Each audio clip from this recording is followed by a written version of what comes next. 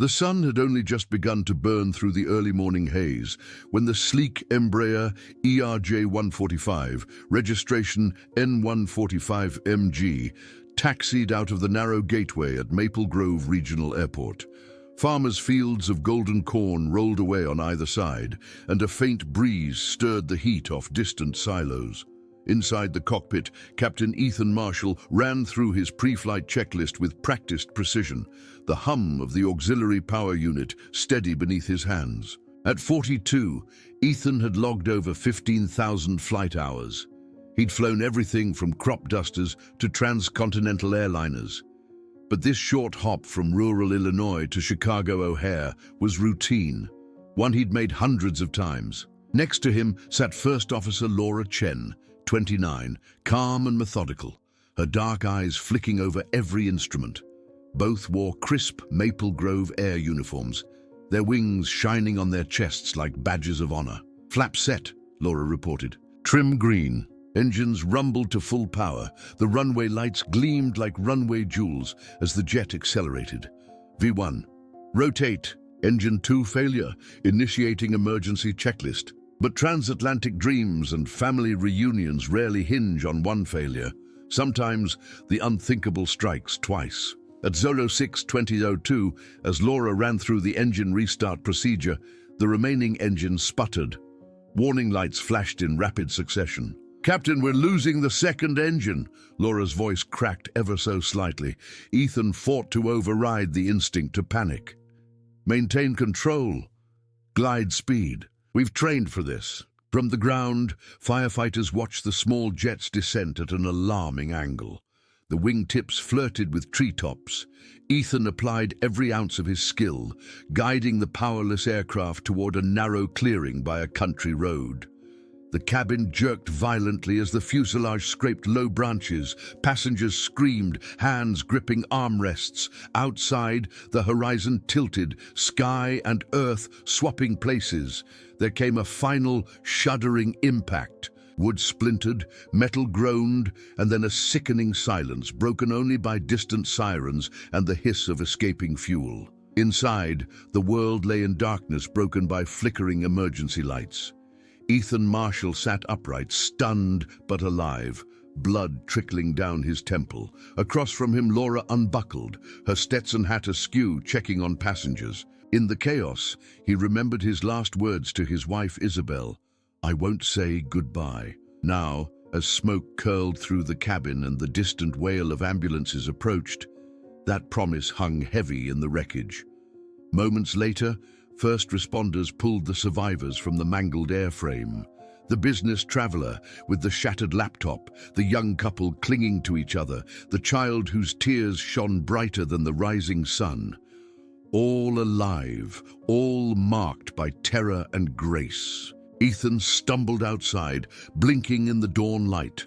He closed his eyes, pressed a hand to his chest and whispered, "Thank God." Fire engines and ambulances formed a semicircle around the mangled Embraer, their lights flashing red and blue against the golden fields.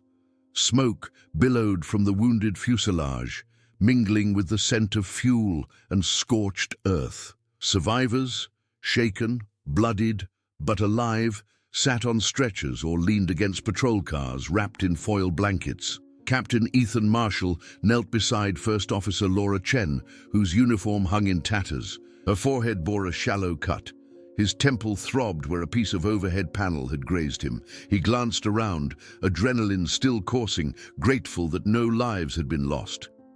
Yet every breath felt heavy with gratitude and grief for what might have been. "Laura, you're sure all passengers have been accounted for?" he asked, voice low. She touched his arm, eyes steady. "Everyone's out. Miraculously, no fatalities, just a few fractures and burns. We're being taken to Memorial Medical Center." As the gurney lifted him, he clenched Laura's hand. "We did it," he whispered. She squeezed back, voice thick.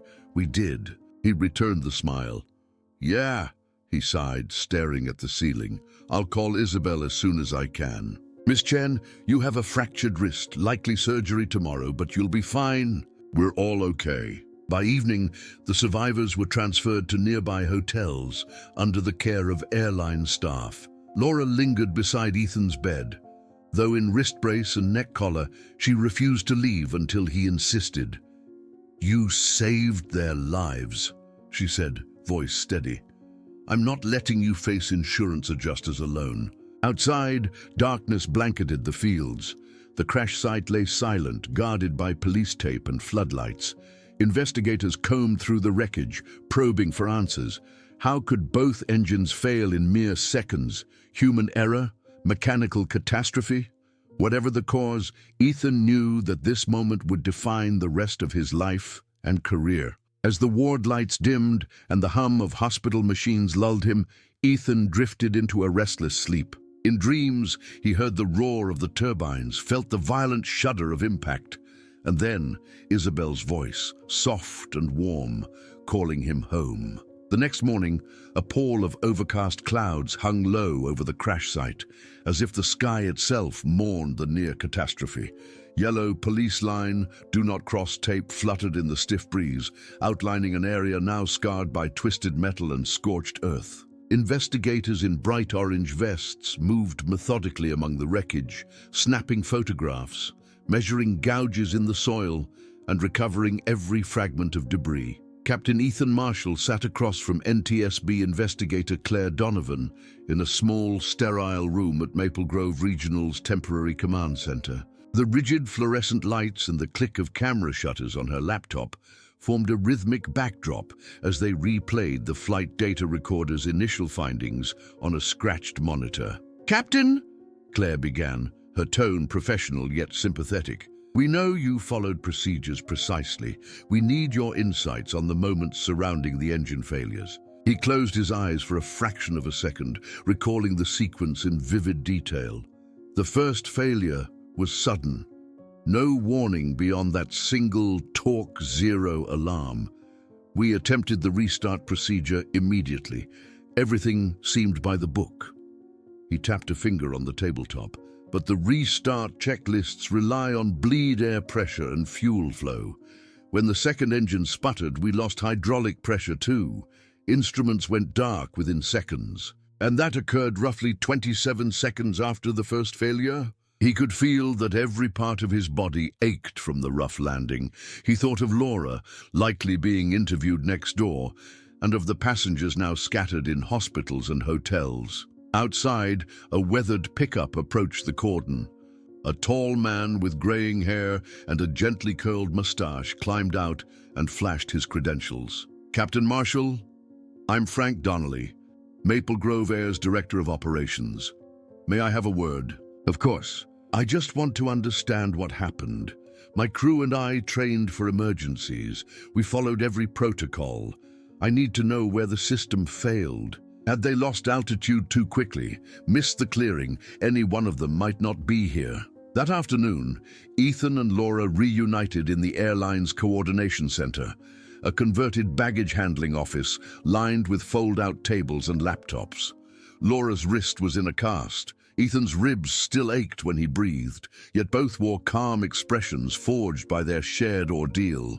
They watched footage from a handheld camera taken by a local farmer's son, who had filmed the jet's descent from a nearby hill. The video shook as the boy crouched behind a fence, capturing the wing dipping low, then a burst of flame at the trailing edge. The screen went black as the camera tumbled. Laura pointed at one frame. "See that spark near the left engine cowl? That's not fuel. Looks like electrical arc. If a short triggered a false torque zero, the system might have interpreted flameout." Later, Ethan returned to the hospital where several passengers had been admitted. Room 214 held Mr. and Mrs. Lindstrom, the elderly couple who had flown in to renew their vows in Chicago. Mrs. Lindstrom sat up in bed with her leg in a cast, her cheeks flushed with painkillers. Mr. Lindstrom paced nervously, tiny IV tubes in his arm. Ethan entered quietly.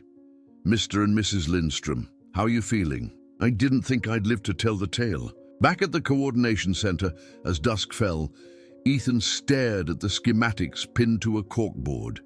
Engines, wiring harnesses, hydraulic lines. University of Illinois professors, FAA engineers, and experienced mechanics would soon converge, but the first pieces of the mystery lay in plain sight. Laura, exhausted but resolute, brought him 2 mugs of coffee. They sat in companionable silence, the low hum of fluorescent lights their backdrop. He raised his mug. To survivors. And to answers. Investigators labored in shifts, their headlamps bobbing over twisted metal and scorched earth. Aircraft specialists in coveralls knelt beside the wing roots, metal cutters and inspection mirrors in hand, while others patrolled the perimeter, interviewing farmhands and motorists who'd witnessed the descent. Inside the temporary command center, Captain Ethan Marshall reviewed the day's findings with First Officer Laura Chen and NTSB investigator Claire Donovan. The whiteboard before them was crammed with timelines, diagrams, and colored markers tracing potential failure points. A corner held the engine mounts, labeled intact, while another outlined possible electrical arc. But maintenance logs. Engineers replaced that entire loom just last month. They wouldn't miss a full inspection. They'll have the procurement records. But they also want to emphasize the airline's commitment to safety. I recommend a statement that thanks the crew, acknowledges the ongoing inquiry, and assures that no conclusions have been reached. He and Laura returned to the crash site for one final sweep before the wreckage would be towed away at dawn. The night air was thick with the smell of burnt composite and hydraulic fluid. They moved slowly, methodically. 2 pilots turned investigators, paying homage to every rivet and panel. Laura knelt beside the left pylon. Here, the insulation is almost ground smooth. She traced her finger along a narrow groove. This could have been caught only with a close-up inspection. We could save lives. At her request, the airline's family support liaison visited that evening. She offered counseling services and arranged hotel accommodations for the Lindstroms and other passengers' families traveling through Chicago. Isabel held the liaison's hand, eyes brimming with tears. "Thank you," she whispered. "I just want answers, and to hold him. He's working with NTSB now. Come home to me." He offered his hand. "Thank you for everything." Dusk settled over the sleepy farms surrounding Maple Grove Regional Airport, painting the horizon in bruised purples and dusty oranges. The wreckage of ERJ 145 N145 MG lay wrapped in a cordon of yellow tape, now stripped of most of its exterior panels and propped onto a flatbed that would carry it to the NTSB's Midwest Regional Laboratory. As the tow trucks rumbled away, a heavy hush fell over the field, broken only by the chirping of cicadas and the distant lowing of cattle. Inside Maple Grove Air's temporary briefing room, Captain Ethan Marshall sat at the head of a long table, flanked by First Officer Laura Chen, NTSB investigator Claire Donovan, and 2 representatives from the FAA's Flight Standards District Office. Each wore the same solemn expression, as though aware that the smallest detail here could reshape the fate of every jetliner in the skies. Claire opened her tablet. "We've completed metallurgical scans of the wiring harness insulation fragments. The analysis shows evidence of high-energy arcing, enough to mimic a flame-out signal to the engine control unit. It's consistent with repeated flexing against the pylon bracket over thousands of flight cycles. So, a non-approved part, slightly thinner insulation, a loud chafing, vibration did the rest. The ECUs automatically shut down the engines, interpreting simultaneous flameout. We'll recommend software updates to detect simultaneous, unlikely support logic, and revised inspection protocols to include bore scope checks of wiring runs." Lives had been spared, but only by Captain Marshall's calm under pressure. Later, Ethan retreated to the makeshift rest area, where 2 battered recliners faced a battered wooden door leading to the ramp. He sank into one, running a hand through his hair. Laura joined him, her wrist brace still in place, exhaustion etched into her features. She exhaled. "We did it, Ethan. We found the root cause. If we hadn't caught it in time, if I'd hesitated on declaring Mayday," his voice wavered. "I can't imagine. But when we lost both engines, I did say goodbye to the idea that we'd arrive safely. The world outside moved, families visiting, orderlies pushing carts, but for her, time had stalled. When Laura appeared at the nurse's station, Isabel stood in a rush, eyes bright. "I'll take you to him," Laura said gently, taking Isabel's hand. Together, they walked down a corridor lined with framed photographs of smiling patients, each a testament to survival, to healing. Ethan's room door stood slightly ajar. He sat on the edge of the bed, uniform crisp but stained from the crash. When his gaze met Isabel's, the raw emotion in his eyes shattered her composure. She crossed the room in 2 strides and fell into his arms, sobbing. He held her, whispers in her hair, "I'm here. I'm okay." His voice trembled. "I'm so sorry for scaring you." In that moment, nothing else existed, neither accident nor investigation, only the two of them, together again. As evening deepened, Ethan and Isabel reclined in twin chairs by the hospital window. He outlined the investigation's conclusions: the faulty harness, the part mismatch, the upcoming directives. Each detail she absorbed silently, turning it over in her mind until the anger at oversight dissolved into gratitude for clarity. "Will they punish the vendor?" she asked quietly. Ethan took her hand. "They'll crack down on certification, but more importantly, every airline will check their wiring now. 50 families like ours will rest easier." And inside, their reunion burned brighter than any investigation could dim. The dawn of the 3rd day after the crash broke over Maple Grove with a soft, pearly light, casting long shadows across the freshly tilled fields. At Maple Grove Regional Airport, the hum of activity had resumed, but now with a new purpose: safety, healing, and remembrance.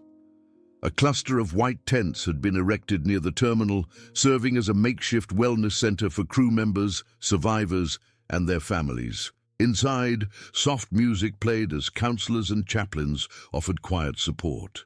Captain Ethan Marshall arrived just as flight training resumed on the adjacent ramp. Behind the fence, a simulator unit for the ERJ-145 idled, its door open like an invitation.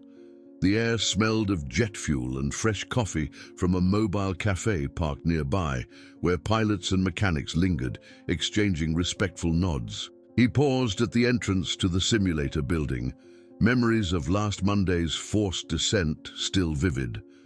The screech of metal, the hollow déjà vu of alarms, and, most of all, the abrupt nothingness that followed both engines' failure. He turned away, heading instead for the wellness tent, where survivors and families gathered around folding chairs and low tables. Inside, First Officer Laura Chen sat with the Lindstroms, sharing a thermos of hot tea.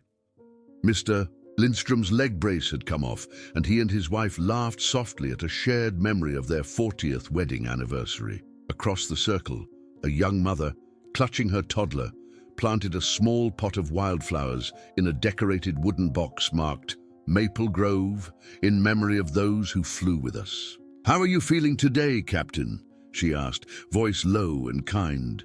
He took a slow breath. "Better than I expected.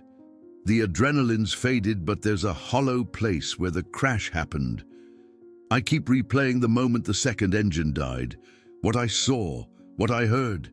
I should be able to move on, but..." His hand loosed on the cup's rim. "I worry that the memory might never fade. You saved 50 lives, yet you grieve for what could have been. Talking about it, acknowledging the emotions, can help you process. Have you shared these thoughts with anyone aside from Laura?" "I'll think about it." Laura greeted Ethan with a quick hug. "They're waiting for us. Tonight they'll run the downtime procedure and simulate the double failure scenario." "Ready," Laura murmured, hands on the yoke. Ethan ran through the checklist. Seconds later, the simulated runway blurred beneath them as they lifted off. The urban sprawl of Chicago melted into farmland. Then, as programmed, the left engine torque needle plunged. An alarm sounded. Laura executed the emergency drill with calm precision, while Ethan secured the failed engine. "Mayday, mayday, mayday," he radioed as part of the exercise, heart thumping even in simulation. "Maple Grove 123, engine 2 out, returning to field." "Still got it," A brass quartet played Amazing Grace softly, and survivors held bouquets of wildflowers. Ethan stepped to the podium. He looked out at the faces, those who'd stared death in the eye and lived. His voice was steady but filled with raw honesty. 3 days ago, this community watched as our flight plunged from the sky. We lost something in those moments, our sense of control, our certainty of return. But what we found together was resilience, the courage of a crew who fought for every inch of sky, the compassion of first responders and neighbors who rushed to help, and the love of families waiting with open arms. To the families who feared the worst, thank you for your strength. To my crew and the survivors, thank you for your trust. And to Maple Grove, thank you for reminding us what it means to care for one another. This crash was nearly tragic, but today we stand stronger. We'll carry the lessons learned and keep every flight safer for it. We will never forget the promise. I won't say goodbye, only until we meet again. She took his hand, and they walked outside together under a sky transformed by twilight's glow. Fireflies danced between the corn rows, their light unsteady, yet bright. He squeezed her hand. Thank you for waiting. The morning light filtered through the high windows of the NTSB's Midwest Regional Laboratory in Ashburn, Illinois, painting the rows of examination tables in pale gold. The stripped fuselage section of ERJ 145 N145MG lay on metal supports beneath a crane, its pale bellies scarred and pitted. Investigators in lab coats and safety goggles moved in a studied ballet, examining every inch of the wreckage, cataloguing the slightest nick or abrasion. Captain Ethan Marshall and First Officer Laura Chen watched from behind safety barriers, their faces etched with quiet determination. Today was the day they would witness the technical deep dive into the damaged flight data recorder, Black Box, and the cockpit voice recorder, CVR, hoping for clarity on the final seconds before the forced landing. Dr. Marcus Levin, senior NTSB analyst, approached them carrying a slim, rectangular case. Captain Marshall, Ms. Chen, I have preliminary CVR readouts you may find illuminating. He led them into a small viewing room, crowded with playback equipment and waveform monitors. They seated themselves side by side. Dr. Levin inserted a data card into a console, and the speakers crackled to life with static. At first, only the soft hiss of atmospheric noise filled the room. Then, in rapid succession, familiar voices emerged. The crisp call-outs of the pre-flight checklist, the gentle banter between Ethan and Laura as they taxied, and the subdued murmur of the flight attendants securing the cabin. At 06:19:35, the piercing alarm of Engine 2 Torque 0 jolted the recording. Laura's calm voice followed. Confirm Engine 2 failure. Executing restart procedure. Ethan's measured tone. Proceed. I'll secure Engine 2. Ethan's final entry, softer, scarcely above a whisper. Isabel, I won't say goodbye. Then a soft thump. The recorder jarred, a rush of static, and finally, a sustained silence. The playback ended, leaving the three of them in a hushed room. Laura dabbed at her eyes. Ethan pressed a hand to his heart, steadying his breath. Dr. Levin cleared his throat gently. The sequence confirms what your reports indicated. Simultaneous false flame-out cues triggered by the wiring harness fault. Your calm execution of emergency procedures undoubtedly saved crucial seconds and preserved safety margins during descent. That clarity will inform our training and recommendations. Our goal isn't to assign blame, but to ensure such a cascade of failures cannot recur. He paused, letting his gaze travel the room. I trust you share that commitment. We'll also review wiring harness specifications to enforce stricter dimensional tolerances. Our company regrets the part mismatch that permitted the thinner insulation. We will recall all non-OEM replacement looms and work with the FAA to strengthen our quality control. We're committed to preventing any recurrence. That is why we do this work. The world beyond seemed improbably peaceful. Crickets chirped in the yard, porchlight cast gentle shadows, and the warm scent of honeysuckle drifted on the breeze. She took his hand and led him inside to the living room, where a single framed photograph of their wedding day rested on a side table. Ethan paused to touch the gilded frame, his gaze lingering on the image of two youthful faces beaming with hope. Isabel settled beside him. How did it feel making those people change the world? Beyond the windows, the night deepened, but inside, their hearts glowed with the certainty of new beginnings born from the brink of disaster. A week had passed since the NTSB's findings set in motion a cascade of safety directives and design overhauls. The late afternoon sun slanted through the classroom windows of Maple Grove Air's training center, illuminating rows of simulators and instructional screens. Captain Ethan Marshall stood at the front, facing a diverse assembly of pilots and flight engineers from regional carriers across the Midwest. Their expressions were attentive, some curious, others sober, aware that today's lesson would be unlike any routine emergency drill. Flanked by First Officer Laura Chen and NTSB investigator Claire Donovan, now guest instructors, the three guided the audience through the events of Flight ML123. A large projection displayed a timeline, pre-flight checks, the Torque Zero alarms, the rapid descent, and the forced landing in the cornfield. Laura clicked a remote. The screen switched to cockpit voice recorder excerpts. The room went silent as Ethan's calm voice resonated. Claire raised a hand. This isn't a tale of heroism you'll find in textbooks. It's a real scenario where both engines falsely shut down due to a single wiring fault. Our objective today is to ensure you recognize anomalies, however improbable, and take decisive action. You must resist the instinct to trust automatic logic completely.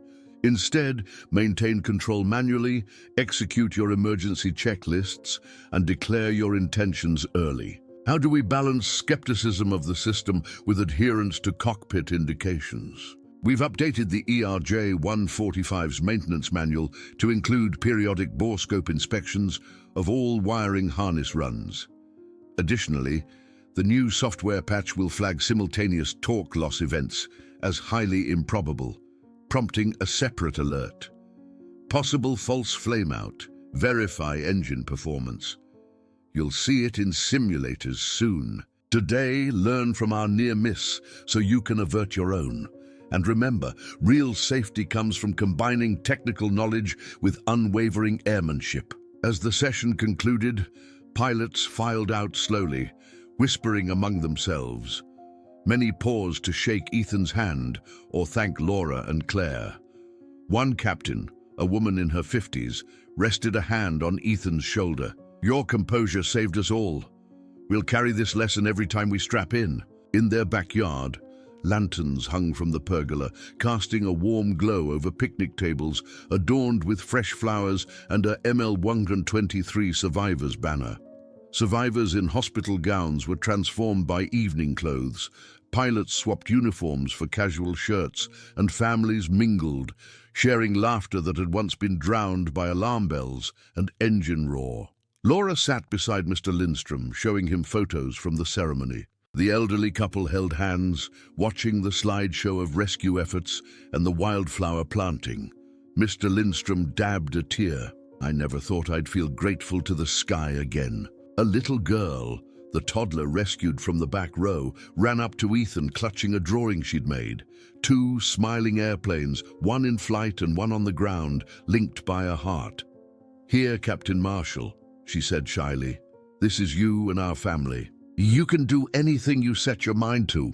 It's people, until we meet again. Senators and FAA officials occupied the high dais, their tablets and stacks of reports glinting under the overhead lights. Onlookers, survivors of ML123, aviation industry representatives and family members filled the gallery. The nation's attention for a moment was riveted on the story that had unfolded in a quiet Illinois cornfield. When the gavel fell, Senator Patricia Alvarez called the hearing to order. We are here to examine the near-catastrophic double-engine shutdown aboard Maple Grove Air Flight ML123 and to evaluate the regulatory measures necessary to prevent such events in the future. Her tone was firm, but not accusatory, focused on solutions more than blame. Ethan felt his heart pound as he rose to speak. The microphones were unforgiving, capturing every breath. He scanned the audience, finding familiar faces. Isabel seated near the front, Mr. and Mrs. Lindstrom clutching hands, the toddler in pigtails perched on her grandmother's lap. Their silent encouragement steadied him. He cleared his throat. Senator Alvarez, members of the committee, thank you for this opportunity. On July 21, 2025, Flight ML123 experienced simultaneous false flame-out signals on both engines of our ERJ-145 aircraft. In that crisis, our crew followed every established procedure, securing the failed engine, maintaining single-engine climb, declaring Mayday, and preparing for a forced landing. His voice was measured, each word deliberate. Despite the system failures, we preserved every life, thanks to a combination of rigorous training, clear communication, and the resilience of all passengers. The underlying cause was a non-OEM wiring harness installed during routine maintenance, insulation too thin, leading to chafing and high-energy arcing. That single fault triggered both engine control units to shut down, interpreting a false flameout. No existing cockpit alert differentiated between genuine engine failure and instrumentation error. The result? No warning that both engines had effectively flamed out in rapid succession. I'm here not to assign blame, but to advocate for critical changes, mandatory verification of all replacement parts against OEM specifications, enhanced inspection protocols for wiring harnesses using borescope techniques, and software updates to flag improbable dual-engine shutdowns. He gestured toward Claire. The NTSB has already recommended these measures. Implementation across the industry will save lives. Then one after another, survivors stood to offer brief testimony. The young mother, whose toddler Ethan cradled moments after the crash.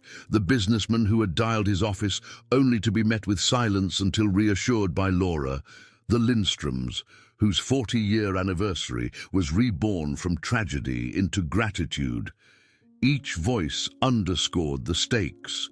Policy anchored in human lives. Next, Senator Alvarez addressed the FAA's Deputy Administrator for Aviation Safety, who detailed the timeline for issuing airworthiness directives and updating pilot training syllabi. Questions flew about oversight, international agreements, and the role of manufacturers in maintaining part integrity. The harness manufacturer's CEO, invited to testify, pledged full cooperation with regulators and a global recall of suspect wiring looms. Amid the deliberations, Ethan reflected on how far he'd come, from the terror-stricken cockpit to this hall of power. He thought of Isabel waiting at home, the toll of sleepless nights soothed now by concrete action. He recalled the classroom in Maple Grove, those pilots who'd listened with solemn faces, and the survivors forging new friendships in the backyard celebration. Each scene was a thread in a tapestry woven from crisis and compassion. After hours of testimony, the hearing closed with a commitment to draft legislation requiring stronger supply chain oversight and expanded NTSB authority to enforce inspection standards. The senators stood, offering handshakes and thanks to Ethan, Laura, Claire, and the survivors. Flashbulbs popped as reporters crowded the dais, capturing photos of the crew who had turned a deadly malfunction into a catalyst for change. Outside, the autumn sun had dipped low, casting long shadows between the Capitol's pillars. Ethan stepped out into the cool air alongside Laura and Claire. They exchanged weary smiles, relief mingled with the weight of responsibility. Laura squeezed Ethan's shoulder. "We did it," she whispered. "Our story reached the highest levels. For every pilot, passenger, and family," he vowed, "we will uphold this change. He glanced up at the flag rippling overhead, silent testimony to ideals of safety and service. As they walked toward the metro station, Ethan's phone buzzed. A text from Isabel. "Dinner is ready, can't wait to hear all about it." He smiled, heart light. The journey from "I won't say goodbye" to legislative action had been long and hard, but it was only the beginning of a safer future for everyone who takes flight. 6 months had passed since the Senate hearing. Months filled with regulatory shake-ups, new training modules, and tireless work by investigators and engineers alike. Yet for Captain Ethan Marshall, the echoes of that July morning still resonated in every hum of a turbine and every cockpit briefing. On a crisp January dawn in 2026, Ethan arrived early at Maple Grove Regional Airport. The tarmac was slick with frost, and his breath puffed in the frigid air as he climbed the boarding stairs of ERJ-145 N145MG's sister ship, now sporting a small Safety First decal near the nose. The jet had undergone the full retrofit, OEM wiring harnesses installed, software patches loaded, and a fresh inspection certificate fluttered in the cockpit. First Officer Chen was already at her station, sipping coffee from a thermal mug. Her cast was long gone, replaced by a thin brace that reminded her, and everyone else, of how close they'd come to disaster. She smiled as Ethan approached. "Ready for our return to service flight?" she asked, her tone light but professional. He settled into the left seat, running through the familiar pre-flight checklist. "As ready as I'll ever be. Feels good to fly a jet we know is safer than ever." Among them was Mr. Lindstrom, walking with a cane but beaming, and the young mother with her now toddler daughter. Both offered Ethan and Laura grateful waves. Their presence felt like a living affirmation of why every precaution mattered. At 06:30, the ERJ-145 thundered down runway 27. Under the varnished sky, fields of corn gave way to rolling suburbs before the skyline of Chicago O'Hare emerged. The flight was routine, each procedure executed precisely. The new dual shutdown alert logic tested, but never triggered. It was, in every sense, a normal flight, yet the extraordinary measures behind it made each normality hard-won. Midway through the climb, Laura pointed to a new message on the overhead panel. "Warning, dual torque loss, implausible, verify parameters." Ethan acknowledged it, cycling through engine metrics. Everything read green. "System check complete," he announced. "Alert clear." In the terminal, the airline had arranged a small reception for crew and returning passengers. Coffee, pastries, and a commemorative poster featuring that Safety First decal alongside the caption, "Because every flight matters." Our recommendations held up in the real world. Due in May, a group of new cadets clustered around, eager to learn from the two pilots whose story had become industry law. Ethan demonstrated the dual shutdown alert in the simulator. Laura guided them through the emergency drill with unwavering calm. Claire observed, taking notes on how the new protocols performed in training scenarios. As one cadet, nervous but determined, executed the forced landing procedure flawlessly, Ethan felt a surge of pride. Every element of this flight's legacy would ripple outward. Safer aircraft, better prepared crews, families reunited. That evening, under a canopy of stars, Ethan and Isabel took a quiet walk through their neighborhood. He paused beneath a street lamp and slipped his arm around her waist. "You know," she said, leaning into him, "when you said I won't say goodbye, I believed it. Not only did you come back to me, you made sure you'd always have a way to come back. Love, training, and a little stubborn faith, that's what pilots are made of." In every takeoff and landing, the promise echoed still. No goodbyes, only until we meet again. The morning light was soft, but inside Ethan's mind, a quiet excitement thrummed. Today marked the inaugural Safety Symposium hosted by Maple Grove Air, where pilots, engineers, regulators, and survivors would gather to share insights from the ML123 incident and chart a course for innovation across the industry. In the terminal's conference hall, banners proclaimed, "Together, we fly safer." Long tables curved around a central stage, laden with technical posters, interactive displays of wiring harness cross-sections, and video kiosks replaying cockpit voice recordings with family consent to underscore the human stakes behind every data point. Isabel Marshall, ever his steadfast partner, had helped organize the event alongside Maple Grove Air's community outreach team. She moved through the crowd, greeting survivors and families with warmth born of shared ordeal. Ethan paused to embrace Mr. and Mrs. Lindstrom, who gifted him a pressed wildflower from their memorial box, a symbol of resilience rooted in tragedy. As the symposium convened, Laura Chen and Claire Donovan took the stage to deliver opening remarks. Laura's tone was earnest. When both our engines faltered, the protocols we practiced became our lifeline. But what saved us most was communication. Between cockpit and tower, between crew and passengers, and between every member of this community, Claire followed. The NTSB's role didn't end with investigation. It continues in partnership, translating lessons learned into guidelines that protect lives. Their words drew sustained applause.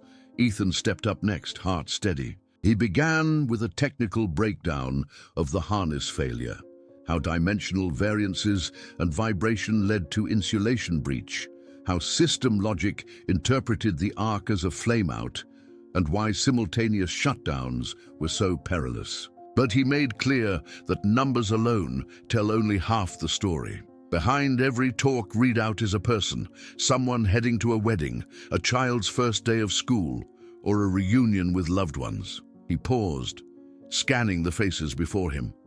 Pilots taking notes, engineers nodding in recognition, survivors watching with quiet poignancy. Safety isn't merely compliance with regulations, it's compassion in action. Every scan we perform, every part we certify, every training hour we log ripples into real lives. Insulation materials with integrated abrasion sensors. Between sessions, attendees clustered around hands-on demos, tracing wiring runs on mock pylons and practicing bore scope inspections under expert guidance. In a quieter corner, survivors and family members shared their reflections. The young mother whose daughter had clung to his arm described how the emergency slide's brace position announcement echoed in her mind long after she returned home. The businessman spoke of his gratitude for Laura's calm reassurance over the PA. Their testimonials reminded every engineer and regulator why the symposium existed, to honor the fragility of flight with unrelenting vigilance. After lunch, a tabletop exercise convened mixed teams, pilots, mechanics, regulators, tasked with creating a rapid response plan for hypothetical multi-system failures. Ethan led one group, urging them to think beyond checklists. Consider logistics, how we notify families, how we mobilize medical assets, how we manage media. A cohesive response can save hearts as well as bodies. His group drafted a template action plan that emphasized clear communication channels, psychological support, and a centralized command structure to unify all stakeholders. As the day waned, Isabel took the stage once more to introduce a memorial video featuring aerial shots of that misty morning crash site, intercut with snippets of rescue operations and heartfelt messages from survivors. The final frame froze on Laura and Ethan standing beside the wing root, deep in investigation, an image of determination that spoke volumes. Silence enveloped the room before a standing ovation swept through. In the evening's gathering, a modest reception under a canopy of lights strung across the apron, Ethan found a moment alone with Laura and Claire. They raised toasts in chipped coffee mugs, repurposed as symposium souvenirs. They clinked mugs, and as the lanterns flickered overhead, a sense of shared purpose rippled among them. Late that night, Ethan and Isabel sat on their porch swing, the symposium's glow still pulsing in his mind. She rested her head on his shoulder. "You gave the world a gift today," she whispered. He kissed her hair. "The real gift goes to every passenger who boards confident that we keep learning, keep improving." I see a future full of possibilities for us and for aviation. A gentle summer rain fell on the cornfields surrounding Maple Grove Regional Airport, drumming a soft cadence against aircraft hangars and terminal windows. 2 years had passed since the fateful morning when Flight ML123 lost both engines in mid-air. Yet for Captain Ethan Marshall, the memory remained as vivid as ever. Today was not a training day, nor an investigation briefing, but something more personal. The christening flight of ERJ-145 N145MG's replacement, a brand new model fitted with the latest safety systems born from the ML123 lessons. Ethan arrived at the terminal briskly, rain guard umbrella in hand, and spotted First Officer Laura Chen leaning against the new jet's nose, her uniform crisp, her smile bright despite the drizzle. Beside her stood a small crowd of survivors, regulators, engineers, and members of the media, all gathered to bear witness to this milestone. Among them was Isabel, now visibly pregnant with their second child, her hand resting against her belly as she stared at the jet with quiet pride. "Morning, Captain," Laura greeted, looping her arm through his. "Hard to believe we're here. Feels like only yesterday we were fighting for altitude over those fields." Friend performed a brief blessing over the jet. With everyone settled, Ethan strapped in. He looked out at the silver runway muzzled in mist, then across at Laura, who gave him a small thumbs up. The engines awakened with a hushed roar, and as N145MG's successor began its taxi, memories of alarms and steel-bending impacts flickered away. 0702. Airspeed alive. 0702-04. V1 rotate. Below, emerald fields glistened. Ahead, the Chicago skyline reared like a promise. In that moment, every precaution and innovation, maker audits, bore scope inspections, advanced shutdown warnings, machine learning flame-out detectors, felt vindicated by this serene ascent. Mid-flight intercom chimes summoned the passengers. Ethan cleared his throat. "Ladies and gentlemen, this is your captain speaking. Thank you for joining us on this special delivery flight. 2 years ago, this route carried ML123 with a crew and a plane that encountered unforeseeable failures. Today, we fly with lessons learned and hardware proven. We're honored to dedicate this aircraft to the resilience of those who survived and to the ingenuity of all who made insurance apples-to-apples inspections, software patches, and endless drills our new standard." Lindstrom wiped joyful tears, and the now 5-year-old toddler from row 4 petulantly waved her drawing of 2 planes. Ethan smiled so wide his cheeks ached. Cruising at 25,000 feet, Laura tapped his shoulder. "Want to test the system?" Gina, the flight safety manager riding in a jump seat, accessed the diagnostic display and announced, "No torque anomaly detected. System self-check passed." As the jet began its descent back to Maple Grove, Ethan reflected on the journey.